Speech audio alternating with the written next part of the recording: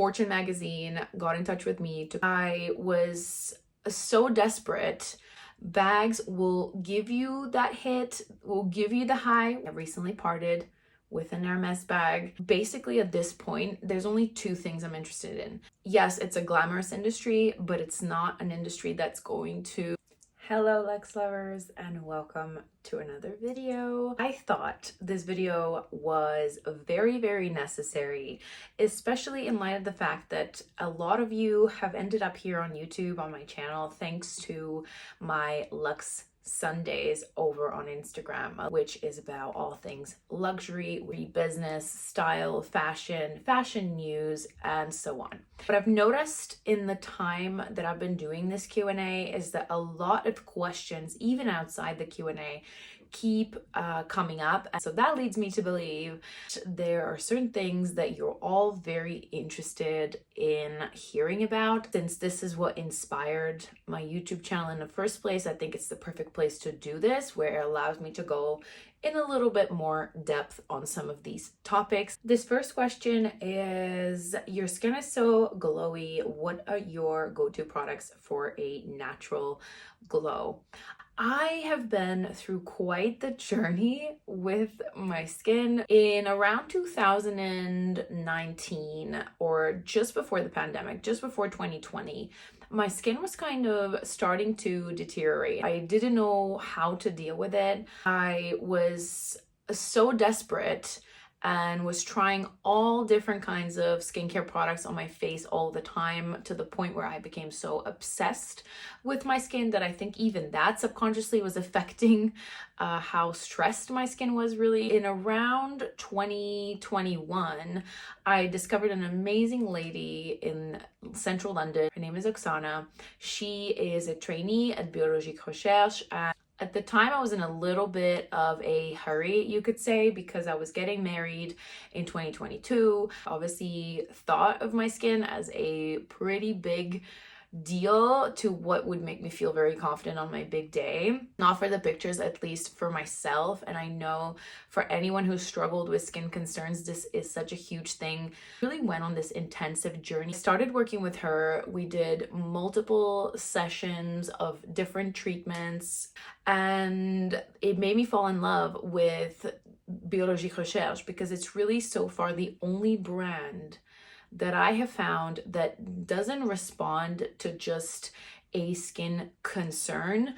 It actually responds to your skin's condition at any one point in time. Your skin goes through various different cycles, especially as females. We go through a 28-day cycle where your skin changes from week to week, even from day to day, which is why whenever you ask me about my skincare routine, depends if it's in the winter. If I go to a warmer climate, then I might add or subtract certain things from my routine. These are some of my favorite products for bringing that glow into my face. So in the morning when I do my skincare, I will focus more on that glow, on a really nice SPF that's also gonna give you that dewy finish. And then of course I love dewy makeup. I think it's more flattering on me. In the evening, I will really be focusing more on targeting any specific issues, bringing in those active ingredients. So it's really something that I abide by, and trying to make your skincare routine work hard for you,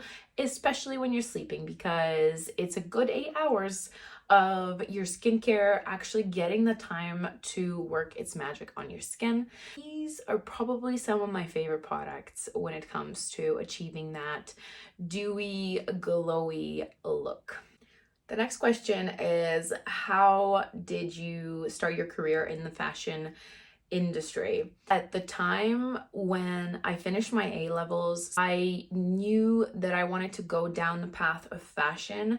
However, this was not at the time something that was as prevalent as it is today, and there weren't as many avenues, or rather as many options, to really pursue these disciplines. My first step was applying and inquiring with universities or in educational institutions in general that offered these sort of foundation or preparatory courses to choose then what you want to go on to study in, as a higher education degree. I did something called the foundation degree in art and design. What was really great about this course was that over the course of 1 year, it really gave you the opportunity to delve into 3 disciplines of your choice within art and design. At the end of that rotation, you could go and sort of pursue the rest of the course, diving a little bit deeper into the discipline of your choice. I did fashion photography, styling, graphic design, and garment construction. Really got to sort of touch upon many different aspects. At the time, I wasn't really sure what I was going to do, but I was also very young, which is why I always encourage people to really research this and go down the path of sort of self-discovery through courses like that give you or open up your mind maybe to many other disciplines that you may have not considered on your own otherwise. I am a very business-driven person. The way that my brain works is very business-oriented. I feel like I can say I'm a very entrepreneurial person, and I was even back then, which is why at the time when I didn't or applied to university, so here I am preparing my portfolio to present in front of these universities that I want to get into.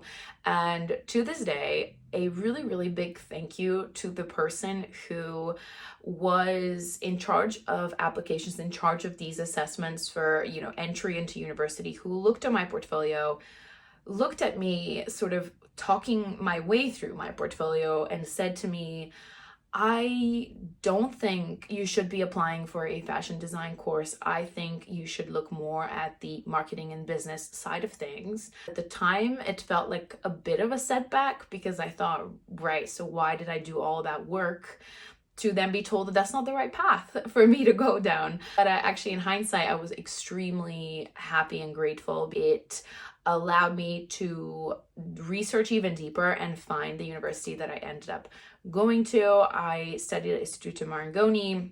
I did a bachelor's degree there in their London campus. I had found my match, and that was the course that really spoke to me and really preparing you for the very wide, varying roles that exist within the fashion industry. But I do remember at the time being told numerous times that that was not a serious degree. When I get asked this, I often also want to say and stress how important it is that when you choose to study something like fashion business, like fashion styling, fashion marketing, whatever it is, that you are extremely proactive, because so many opportunities will come through even while you're studying. I started my first job when I was still in university, came out of an internship.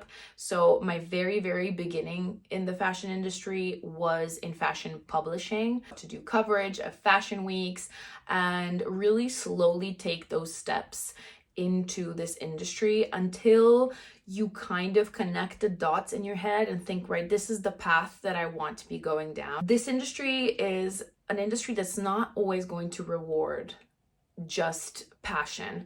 It is an industry that's highly competitive. What I mean by that is be open to opportunities, whether it's a placement or going to shadow somebody on site or meeting someone through your university and asking if there are opportunities or something that you could do, even if it's unpaid work. And I know this is really hard because I've been there. When you're a student and you wanting to get this experience and you're just barely you're not working, so you're barely surviving. One of the biggest misconceptions is that, yes, it's a glamorous industry, but it's not an industry that's going to necessarily always reward your labor with kudos and money. I guess another really important thing is don't be ashamed about trying out things. You are interested in luxury, and if you're interested in luxury business and fashion brands, why wouldn't you want to be somebody who knows the ins and outs of how brands work, how they operate on the shop floor?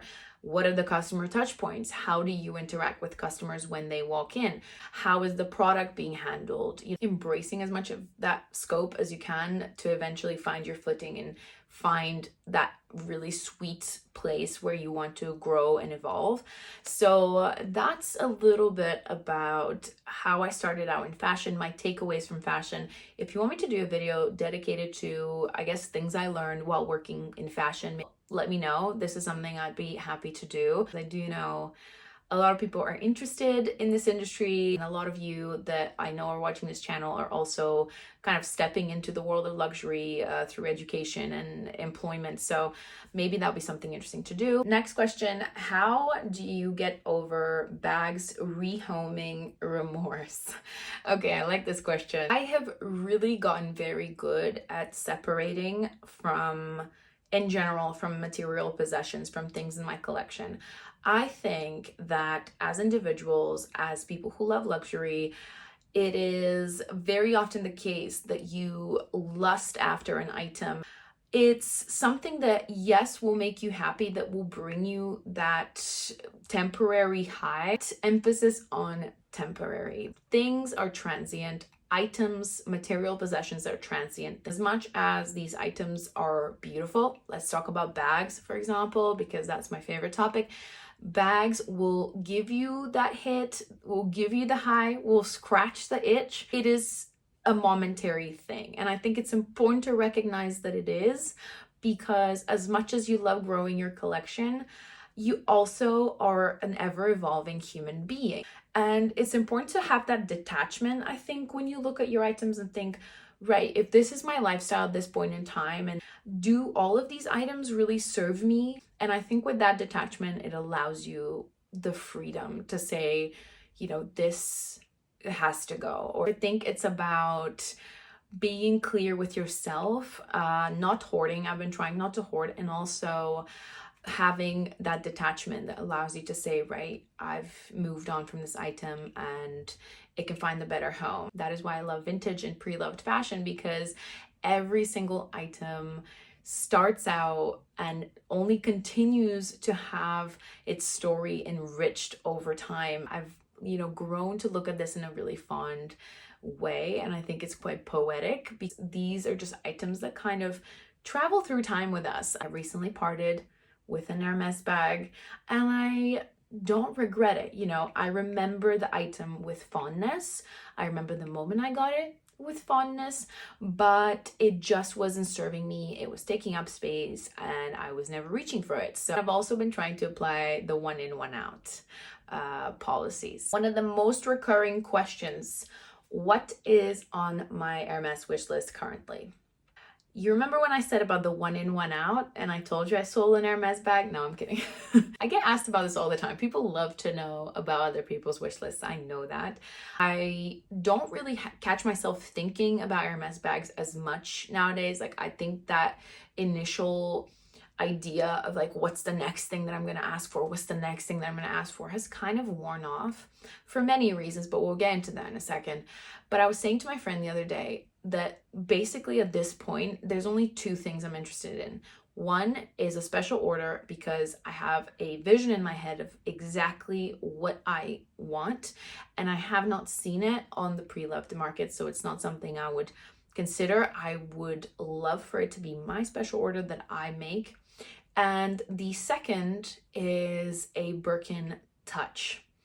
I never previously considered the Birkin Touch, but I mean, I've said this about so many other bags. But the Birkin Touch, exactly in the combo that I have in mind, I'll try and insert a picture. For some reason, I've been dreaming about this bag. It is very different. I want something that feels really me, like it feels really resonant at this point in time. And it feels like a bit of a milestone bag. So that is, you could say, what I'm sort of, not wish listing, but thinking about. What are your thoughts and comments on the Hermès lawsuit? This is a question that I've been getting in DMs recently. I don't think there is much really to say about this. So for those of you who don't know or haven't been following these news, these two individuals in California basically filed a lawsuit against Hermès. And without going too much into detail, because I'll insert a link below as usual, it is basically putting in question some of Hermès's sale tactics around the quota bags, around the Birkins, the Kellys, and potentially the Constances, as they are considered quota bags in certain countries. I know this piece of news has sparked a lot of interest in the press and interest from people that maybe weren't so familiar with, or generally aren't so familiar with how Hermès tactics work, how the Hermès game works. You know, in short, I think it's a really interesting time for luxury. We're seeing a lot of these lawsuits emerge, and I'll tell you one thought that I am having. I think a lot of the big luxury brands, what we can consider this the super brands, have operated based on tactics and strategies for centuries, often for centuries, those that emerged in Europe for centuries. Hermès is one of those houses. And when we're now in a place, say as consumers, have crazy exposure to trends, to people's stories and accounts via social media, there is a mismatch between how a brand responds to that current setting that it's finding itself in. And I think that's potentially what happened with this really quick expansion that we've seen of Hermès in the US particularly. I think it's a market that is potentially a newer market that the brand is entering into with this sort of heritage, and maybe that's still in process of kind of testing the waters and finding out what works. I think that's my main sort of takeaway from that when I saw the piece of news. Late last month, Fortune magazine got in touch with me to comment on the Hermès story. The article was published a few days ago, so I'll insert a little snippet below and also the link in description so you can read the full article. Basically wanted to know a little bit about my experience working at Hermès and what I now know as a person who's worked there and as a shopper, someone who collects Hermès. So if you're interested, go have a read.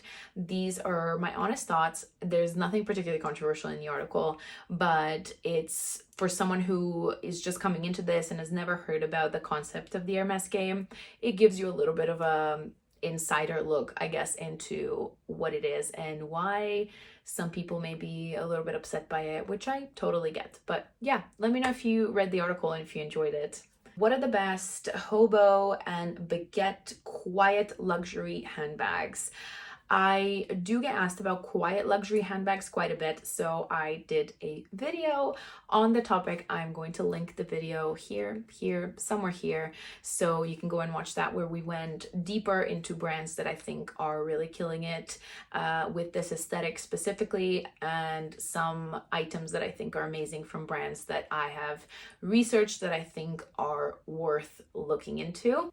Number one mission this year. I obviously have many personal goals, but one of my missions this year is really around the business that I've started, which I will talk to you about very soon. It's something that I started in 2023, and that's a huge thing that I want to bring into this community, that I want to bring into the world of luxury. I haven't been able to be as present on some of my social media, including here on YouTube, but a lot of the videos, a lot of things that we have planned around this business are coming very, very soon. But to kind of go back to question number 2, which was about my career in fashion and why I told you it was so important to dabble with different things, I feel like after having done that for nearly a decade, I am finally in a place where I was able to look back at this trajectory and say, this is where I see myself going. This is what I want to create. It feels really resonant and it feels right. And I think just me speaking about it this way will give you an idea that I'm very, very excited and passionate about it. So in short, I hope that you get to witness and be part of my big mission later this year.